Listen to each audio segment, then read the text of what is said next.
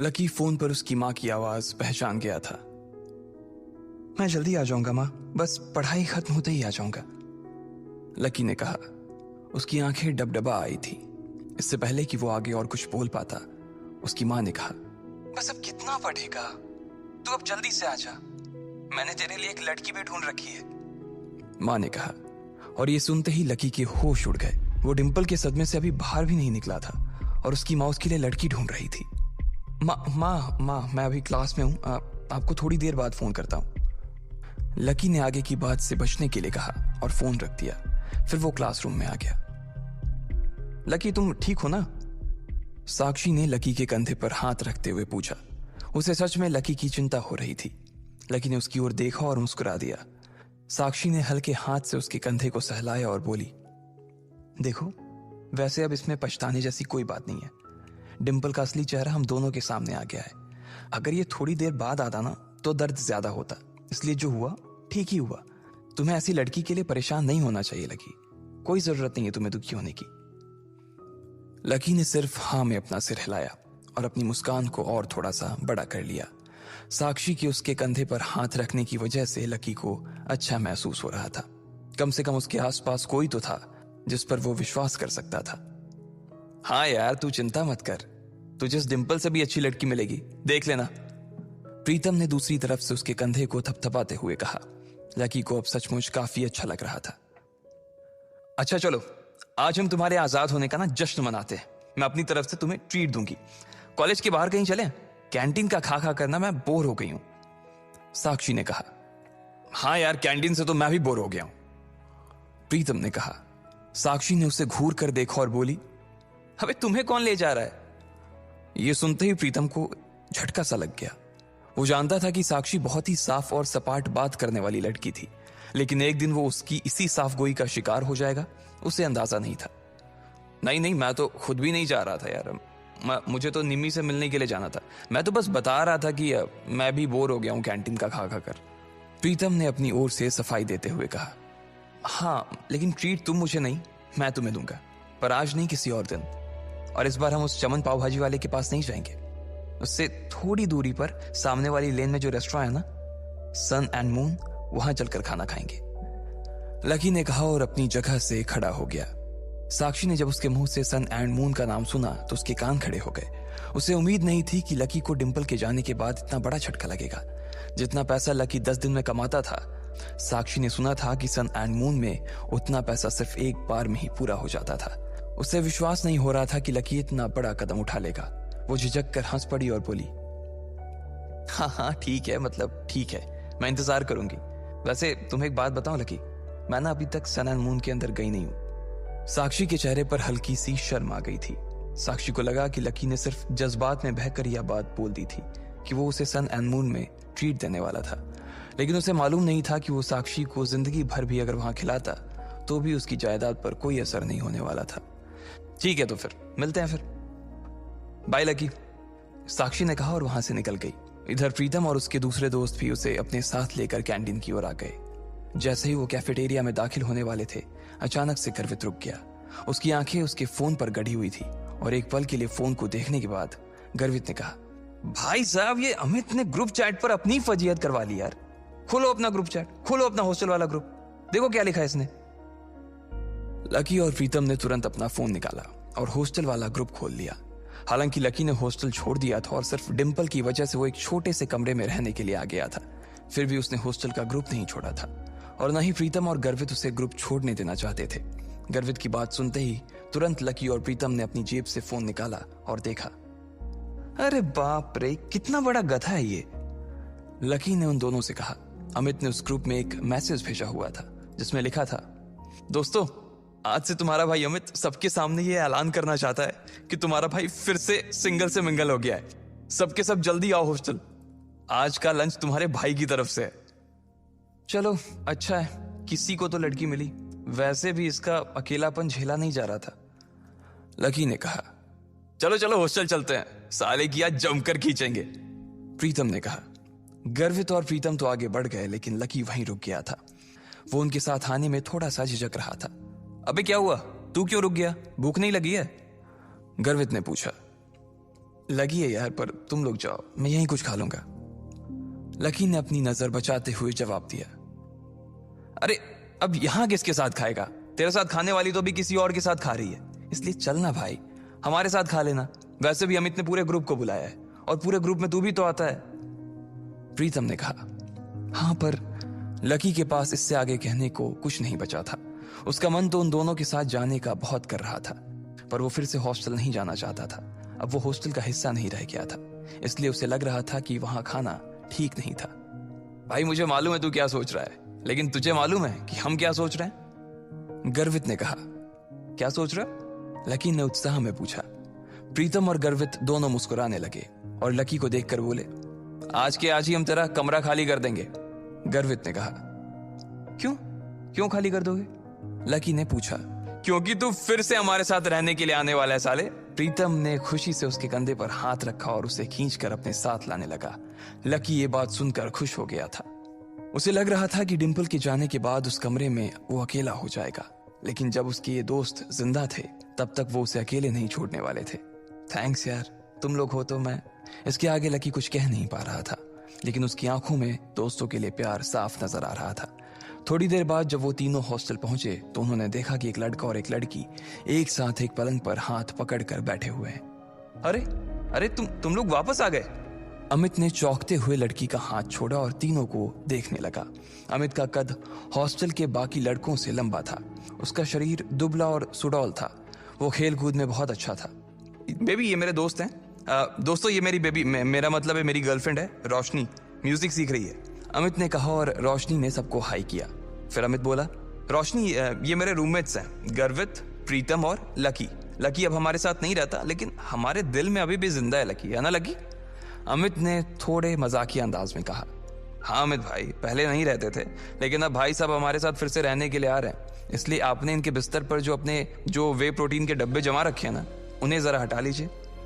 गर्वित ने कहा। यह सुनते ही अमित का चेहरा खुशी से खिल गया। वो चाहता तो यही था कि लकी, जो कि उन सबकी जान था, वापस आ जाए, लेकिन वो ऐसे अचानक से वापस क्यों आ रहा था इस बात का उसे अंदाजा नहीं था। इसलिए उसने पूछा, पर क्या हुआ भाई, लैंडलॉर्ड से लड़ाई वड़ाई हो गई क्या? नहीं यार, ऐसा कुछ नहीं है, लकी ने धीमी आवाज में कहा। प्रीतम समझ गया था कि लकी को आगे की बात करने में शर्म आ रही थी, इसलिए इससे पहले कि अमित आगे कुछ बोलता, प्रीतम ने उसका बचाव करते हुए कहा, अरे भाई लाइफ है, कभी धूप कभी छांव, चलता रहता है, तू ज्यादा सवाल मत कर यार, पलंग खाली कर यार जल्दी। प्रीतम ने कहा और रोशनी की ओर इशारा कर दिया। अमित समझ गया था कि वो उसके सामने इस बारे में कुछ बात नहीं करना चाहता था। अमित ने भी कुछ नहीं कहा और उन पांचों के बीच एक खामोशी छा गई।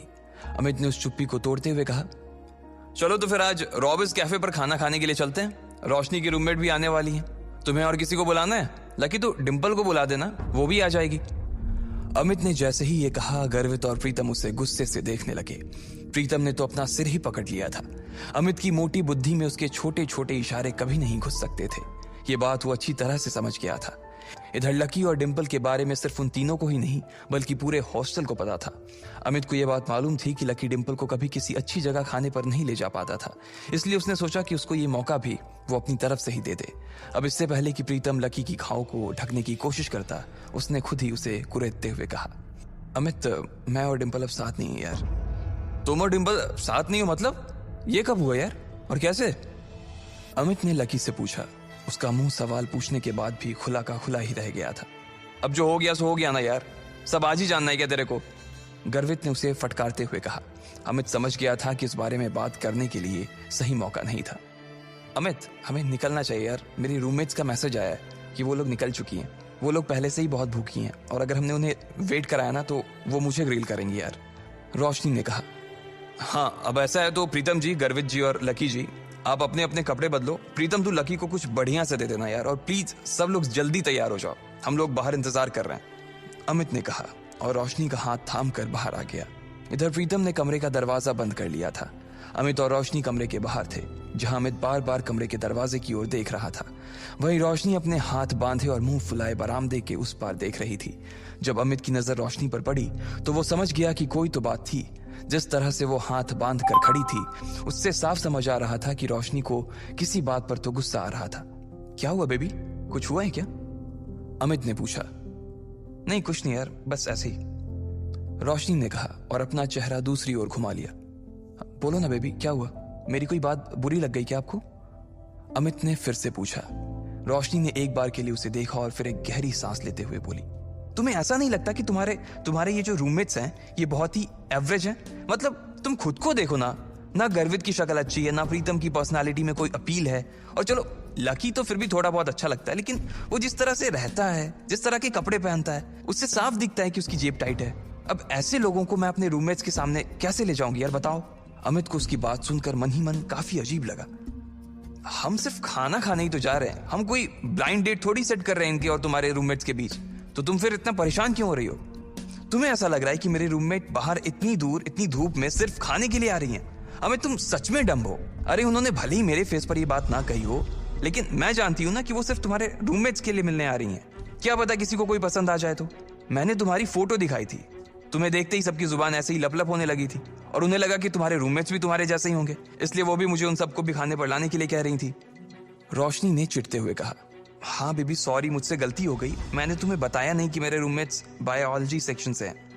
अमित ने कहा, असल में वो था सपोर्ट कोटा से, लेकिन वहां पर जगह नहीं थी, इसलिए उसे लकी की डोरमेट्री में शिफ्ट कर दिया गया था। अब इससे मैं क्या करूं? तुम ये सब मुझे अब बता रहे हो। मैं लंच ही कैंसिल कर देती हूँ, बोल दूंगी कि अमित का ट्रेनिंग सेशन शुरू हो गया है। रोशनी ने फिर से चिढ़ते हुए कहा, अरे नहीं यार नहीं, प्लीज ऐसा मत करो। अमित ने उसके आगे हाथ जोड़ते हुए कहा, अगर ऐसा हो जाता तो प्रीतम और गर्वित उसकी नाक में दम कर देते।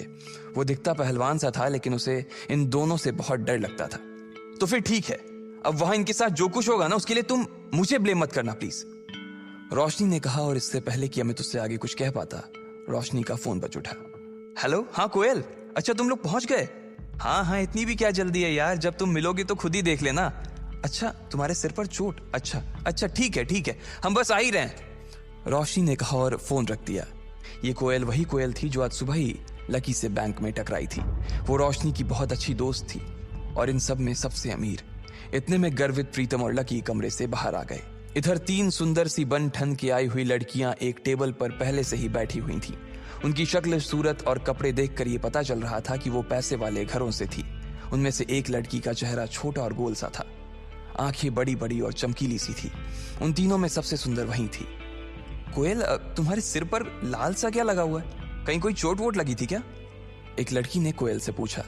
कोयल ने तुरंत अपना फोन निकाला और फिर अपने सिर पर लगी चोट को देखने लगी और कहा, हाँ यार, आज सुबह मैं अपने पापा के साथ न्यू सिटी बैंक गई हुई थी, तो वहां पे एक गधे से टकरा गई।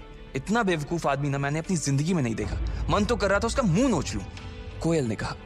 अब इधर कोयल लकी को कोस रही थी, जबकि दोनों इस बात से अनजान थे कि फिर से उनका सामना होने वाला है। आखिर क्या धमाका होगा जब कोयल और लकी फिर से एक दूसरे के सामने आएंगे? क्या वो लकी की इंसल्ट करेगी, वो भी उसके दोस्तों के सामने, या फिर लकी उससे इस बार जवाब देगा? प्रीतम, गर्वित और लकी उन दोनों के पीछे थे। हॉस्टल के दरवाजे के बाहर निकलने के कुछ देर बाद ही वो लोग काका का ढाबा के लिए निकल चुकी थी। इधर कोयल की सहेलियां उसका घाव देखकर उससे बातें करने लगी थीं। अच्छा कोयल, तो उसने तुमसे माफी मांगी? उसके बगल में बैठी लड़की ने पूछा। हाँ, लेकिन पता नहीं आजकल न्यू सिटी बैंक के कस्टमर्स की क्वालिटी को क्या हो गया है, उनका स्टैंडर्ड ना दिन ब दिन गिरता ही जा रहा है, कोयल ने गुस्से से कहा। कैसे? दूसरी लड़की ने पूछा।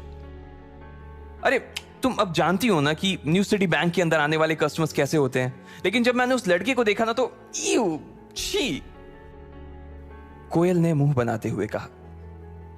मतलब तुम कहना क्या चाह रही हो, वो क्या कुछ ऐसा वैसा था, मतलब थोड़ा फटीचर टाइप का? दूसरी लड़की ने पूछा। हाँ, मुझे तो लगता है कि वो कोई पागल था जिसने ठीक से दुनिया नहीं देखी थी। हो सकता है कि वो किसी पागल खाने से भाग कर आया था और सीधा न्यू सिटी बैंक में घुस गया था। पता नहीं बाद में उसके साथ क्या हुआ होगा।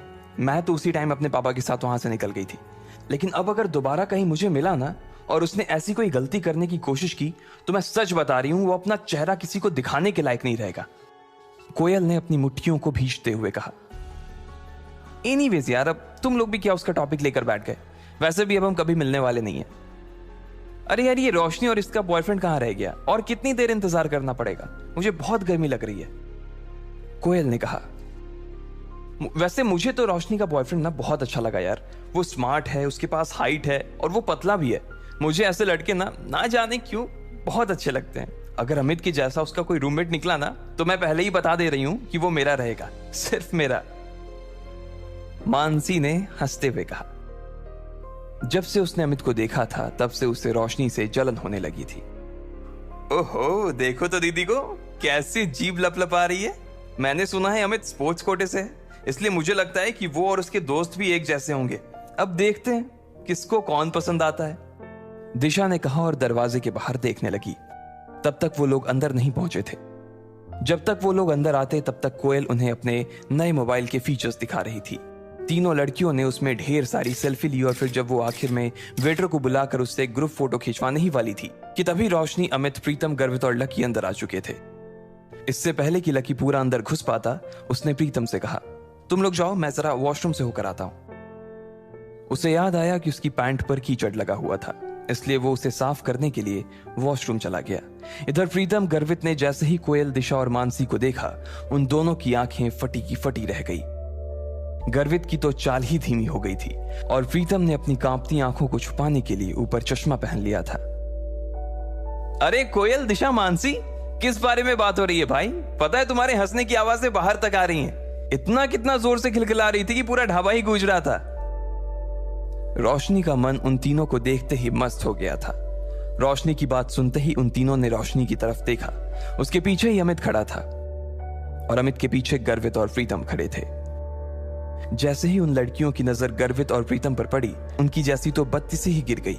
उनका चेहरा लटक गया था और वो तीनों ठगा सा महसूस करने लगी। उन्हें जैसी उम्मीद थी, वो दोनों लड़के दूर दूर तक उसके आसपास भी नहीं थे और इसी वजह से एक ही पल में निराशा ने उनके मन को घेर लिया था। उन दोनों को सिर्फ एक बार ही देखने के बाद उन तीनों ने ऐसी नजर फेरी थी कि दोबारा देखने की हिम्मत नहीं की। उनकी ऐसी शक्ल देखकर रोशनी का चेहरा बुझ गया था। वो समझ गई थी कि क्या माजरा था। उसे तो पहले ही पता था कि यह होने वाला था और इसके लिए अमित को उसने वार्निंग भी दी थी, लेकिन वो माना नहीं। अपनी सहेलियों की बुझी हुई शक्ल देखने के बाद रोशनी ने अमित को गुस्से से घूर कर देखा। अमित के पास सिवाय मुस्कुराने की और कोई चारा नहीं था, लेकिन आज पहली बार उसे भी अपने दोस्तों पर शर्म आ रही है। चलो चलो बैठते हैं, अमित ने सिचुएशन को थोड़ा सा नॉर्मल करने के लिए कहा और आगे बोला। प्रीतम, तुम दिशा के बगल में बैठ जाओ और गर्वित, तुम मानसी के पास आ जाओ, अमित ने कहा। प्रीतम दिशा की ओर बढ़ ही रहा था, लेकिन उससे पहले ही दिशा उठकर मानसी के बगल में बैठ गई। उसकी इस हरकत से यह तो साफ हो गया था कि वो प्रीतम को नापसंद करती थी और ना ही उसके साथ बैठना चाहती थी। अमित ने जैसे ही यह देखा, वो मारे शर्म के पानी पानी हो गया। उसे अपने दोस्तों के लिए बहुत बुरा लग रहा था। वो यही सोच रहा था कि इससे अच्छा था कि वो खाने का प्रोग्राम ही कैंसिल कर देता, लेकिन अब तो वो आ गए थे और इसलिए खाना खाना जरूरी था। इधर दिशा और मानसी ने अपने अपने फोन निकालकर सोशल मीडिया चलाना शुरू कर दिया। उस टेबल पर कुल 4 लकड़ी के स्टूल लगे थे और एक स्टूल पर 2 लोग बैठे थे। दिशा और मानसी एक स्टूल पर बैठ गए, प्रीतम और गर्वित एक स्टूल पर, अमित और रोशनी एक स्टूल पर बैठ गए, लेकिन कोयल अकेली बैठी थी। कोयल को अकेले देखकर अमित और रोशनी दोनों ही चौंक गए थे। कोयल उन सब लड़कियों में सबसे सुंदर थी और साथ ही वो सबसे चूजी भी थी। उसके पिता के पास खूब पैसा था, इसलिए वो ऐसी वैसी चीजें पसंद नहीं करती थी। अब ऐसे में अगर लकी कोयल के पास बैठता तो क्या होता? ना कोयल को पता था कि उसके पास लकी बैठने वाला था और ना ही लकी को पता था कि कोयल के पास उसकी सीट खाली थी। भले ही लकी उतना खराब ना दिखता था, लेकिन उसके कपड़े उसकी पर्सनालिटी की मिट्टी पलित करने में लगे हुए थे। अरे अरे, जल्दी खाने को कुछ मंगवा यार, बहुत भूख लगी है, अमित ने उन सब के बीच पसरे सन्नाटे को चीरते हुए कहा। लेकिन रोशनी का गुस्सा अभी तक शांत नहीं हुआ था और उसने अमित को फिर से घूर कर देखा। लेकिन तब तक इधर दिशा और मानसी ने मेन्यू उठा लिया था और मोबाइल से अपनी नजर हटाकर मेन्यू में घुसा ली थी। इतने में कोयल ने अपने बालों को ठीक करते हुए अमित से पूछा, अमित, रोशनी तो बता रही थी कि तुम्हारे साथ 2 नहीं 3 लड़के आने वाले थे, तो फिर वो तीसरा लड़का कहां है? कोयल ने जिस तरह यह सवाल किया था, उसे सुनकर तो यही लग रहा था कि प्रीतम और गर्वित को देख लेने के बाद भी उसे अभी थोड़ी सी उम्मीद तो बाकी थी। लेकिन उसे पता नहीं था कि वो तीसरा लड़का उसके लिए बम बंद कराने वाला था। वो तीसरा लड़का अभी बाथरूम गया हुआ है, बस आता ही होगा वो, अमित ने तुरंत जवाब देते हुए कहा। जैसे ही उसने अपनी बात खत्म की थी, ठीक उतनी ही देर में लकी बाथरूम से निपट कर वहां आ गया था। अमित अपनी जगह से थोड़ा सा उठा और उसने लकी की तरफ हाथ हिलाते हुए कहा, ओए लकी, इधर देख भाई, इधर आजा। जैसे ही कोयल, दिशा और मानसी ने अमित की आवाज सुनी, वो सभी लकी की ओर देखने लगे। लेकिन दिशा और मानसी को एक बार फिर से निराशा हाथ लगी थी, इसलिए उसने देखते ही फिर से अपनी गर्दन नीचे कर ली और वो मेन्यू देखने लगी। लेकिन कोयल ने जैसे ही लकी को देखा, उसकी आंखें फटी की फटी रह गई। उसका मन कर रहा था कि वो टेबल पर अपना सिर दे मारे। इधर लकी भी उसे देखते ही पहचान गया था और उसकी आंखों में देखते ही वो आगे बढ़ता जा रहा था। वो समझ गया था कि कोयल को उसे देखते ही उससे नफरत हो गई थी। जब लकी को और कहीं बैठने की जगह नहीं मिली, तो वो आखिरकार कोयल के पास जाकर बैठ गया। कोयल ने जैसे ही उसे अपने पास बैठते हुए देखा, तो वो उस छोटे से स्टूल में भी उससे जितनी दूर हो सकती थी उतनी दूर जाकर बैठ गई थी। उसे अंदर से तो लकी से बहुत घिन आ रही थी। कोयल, क्या हुआ? कुछ प्रॉब्लम है क्या? रोशनी ने कोयल की शक्ल देखते हुए पूछा। वो उसके चेहरे के हाव भाव को देखकर समझ गई थी कि कोयल को कुछ तो हुआ था जो वो अपने मन में छुपा रही थी। अब तुम लोग कहोगे यार कि मेरी जैसी लड़की की किस्मत इतनी खराब कैसे हो सकती है, लेकिन ये वही लड़का है जो मुझे आज न्यू सिटी बैंक में मिला था। अरे बाप रे, ये वही लड़का है? दिशा ने पूछा। इसको देखकर तो ऐसा ही लग रहा है कि इसने वही कपड़े पहने हुए हैं जैसा तुमने इसे बैंक में पहने हुए देखा था, मानसी ने कहा और दोनों ही लकी को ऊपर से नीचे तक देखने लगे। अरे तुम लोग एक दूसरे के अंदर ऐसे घुस कर आखिर किस बारे में बात कर रहे हो भाई? रोशनी ने पूछा। उसे समझ नहीं आ रहा था कि अचानक ही लकी के आने से ऐसा क्या हो गया था जो उस टेबल पर बैठी बाकी की लड़कियां भी कुछ कुछ बातें करने लगी थी। रोशनी को लगा कि कहीं ऐसा तो नहीं कि उन तीनों में से किसी एक को लकी पसंद आ गया था, लेकिन दिशा ने कोयल और लकी के बीच हुई उस टक्कर के बारे में रोशनी को बताया तो उसकी आंखें खुल गई। जब लकी के बारे में ये सब बातें की जा रही थी, तब सब लोग लकी को घूर कर देख रहे थे। प्रीतम, अमित, रोशनी, गर्वित और कोयल, सभी की नजर लकी के ऊपर टिकी हुई थी। सबके मन में ढेर सारे सवाल थे। उन्हें यह लग रहा था कि आखिर लकी को न्यू सिटी बैंक में जाने की जरूरत क्या थी, या जब वो गया तो उसे कितनी शर्मिंदगी का सामना करना पड़ा होगा। वहीं रोशनी के मन में यह चल रहा था कि लकी के आने की वजह से कहीं कोयल उठ के ना चली जाए। वो जानती थी कि कोयल कितनी चूजी थी और इतना सब हो जाने के बाद वो लकी के साथ एक स्टूल पर खाना तो नहीं खा सकती थी। इधर कोयल ने एक ठंडी सी मुस्कान के साथ रोशनी को देखा और बोली, रोशनी, तुम अपने बॉयफ्रेंड के साथ मजे करो, मुझे थोड़ा सा काम, इसलिए मैं निकल रही हूँ, जा रही हूँ, बाय। कोयल ने कहा और बिना किसी की इजाजत का इंतजार किए वो वहां से उठ गई। रोशनी को तो पहले ही से मालूम था कि ऐसा कुछ होने वाला था, फिर भी उसने कोयल को रोकने की कोशिश की थी, मगर वो नहीं रुकी। रोशनी का गुस्सा भरा चेहरा देखकर इधर अमित अपने आप को कोस रहा था कि आखिर वो इन लोगों को अपने साथ क्यों लेकर आया। लकी ने जब देखा कि सारी गड़बड़ उसकी वजह से हो रही थी और कोयल लगभग दरवाजे पर पहुंच गई थी, तो वो जोर से चिल्लाया और बोला, रुको। उसकी आवाज सुनते ही सब चौंक गए थे। कोयल भी जाते जाते एक सेकंड के लिए दरवाजे पर ही रुक गई थी। लकी को अंदर ही अंदर बहुत बुरा लग रहा था। एक तो उसे ये बात चुभ रही थी कि आज उसकी वजह से कोयल को वहां से भूखे उठकर जाना पड़ रहा था, और दूसरी बात उसे यह खल रही थी कि उसके आसपास की दुनिया और उसके आसपास के लोग सिर्फ और सिर्फ पैसे के पीछे पागल थे। इससे पहले कि कोयल दरवाजे के बाहर निकल पाती, लकी ने उसे आवाज देते हुए कहा। लकी की आवाज सुनकर कोयल ने गुस्से में कहा, क्या है, क्या है, फिर से मुझसे टकराना चाहते हो? कोयल ने लकी से बात करते हुए कहा। लकी उसकी ओर देखकर मुस्कुराया और बोला, बैंक में जो कुछ हुआ उसके लिए मैं बैंक में ही माफी मांग चुका हूं। देखो, मुझे नहीं मालूम था कि तुम्हें मेरी गलती की वजह से ऐसी चोट आ जाएगी। I am really sorry. कोयल की नजर लकी की ओर नहीं देख रही थी। भले ही लकी की बात सुनकर वो थोड़ा सा पिघल जरूर गई थी, लेकिन अभी भी उसकी घिन पूरी तरह से शांत नहीं हुई थी। कोयल ने कोई जवाब नहीं दिया और वहां से फिर से निकलने लगी। लकी ने उसे फिर से रोका और कहा, अरे तुम अपना ये पर्स वहां भूल गई थी, मैं तो बस यही देने आया था तुम्हें। इसमें तुम्हारा सिटी बैंक का वो सुप्रीम कार्ड होगा ना? लकी ने तिरछी नजरों से उसे देखते हुए कहा।